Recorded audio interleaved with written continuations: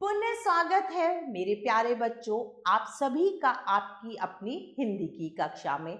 आज हम वाणी श्रृंखला द्वारा प्रकाशित पुस्तक मेरी हिंदी व्याकरण भाग 2 के पाठ 10 का अध्ययन करेंगे और हमारे पाठ का नाम है पर्यायवाची शब्द। तो चलिए पढ़ते हैं अपना पाठ। प्राय हर शब्द के लिए एक अर्थ होता है, लेकिन एक ही अर्थ के अनेक शब्द भी हो सकते हैं। जैसे मनुष्य, मनुष्य को हम मानव, नर, आदमी, इंसान कहते हैं। बाग, बाग को हम वाटिका, कुंज, उद्यान, बगीचा भी कहते हैं। सूर्य, सूर्य को हम दिनकर, दिवाकर, भानु, भास्कर भी कहते हैं। एक अर्थ के अनेक शब्द पर्यायवाची कहलाते हैं। इन्हें समानार्थक शब्द भी कहा जाता है। कुछ अन्य शब्दों के पर्यायवाची याद कीजिए। घोड़ा, घोड़े को हम अश्व, है, घोटक भी कहते हैं। घर, घर को हम सदन, भवन, गृह भी कहते हैं। दिन, दिन को दिवस, वार, वासर भी कहा जाता है। चांद, चंद्रमा, राकेश, इंदु, भगवान, ईश, हरि, ईश्वर, हवा, समीर, अनिल, वायु, आंख, नेत्र, नयन, चक्षु, फूल, पुष्प, सुमन, कुसुम। बाकी के पर्यायवाची शब्द आप स्वयं पढ़ेंगे। चलो अभ्यास करें।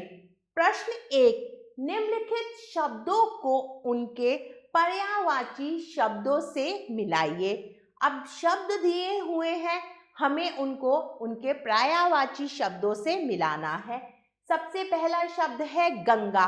गंगा को हम और भी क्या कहते हैं? दिवाकर, चंचला, सुरसरी, राक्षस या रजनी। तो हम गंगा को मिलाएंगे सुरसरी से। सूर्य, सूर्य को हम दिवाकर भी कहते हैं। धनुज, धनुज को हम राक्षस कहते हैं। रात्रि, रात्रि को रजनी और लक्ष्मी को हम चंचला भी कहते हैं। प्रश्न 2, निम्नलिखित शब्दों के दो दो पर्यायवाची शब्द लिखिए। पहला शब्द है हवा। हवा को हम वायु और क्या कहते हैं? समीर।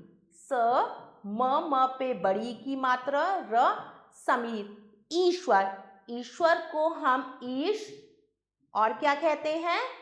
भगवान।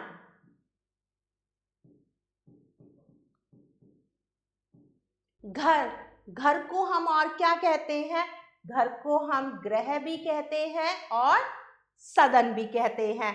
से, दे, न, सदन। बाकी के शब्दों के पर्यायवाची आप स्वयं लिखेंगे। प्यारे बच्चों, इस पाठ के अंतर्गत हमने पर्यायवाची शब्दों का अध्ययन करा। आशा करती हूँ आपको यह पाठ बहुत अच्छा लगा होगा। हम पुनः फिर मिलेंगे एक नए पाठ के साथ। तब तक के लिए आभार।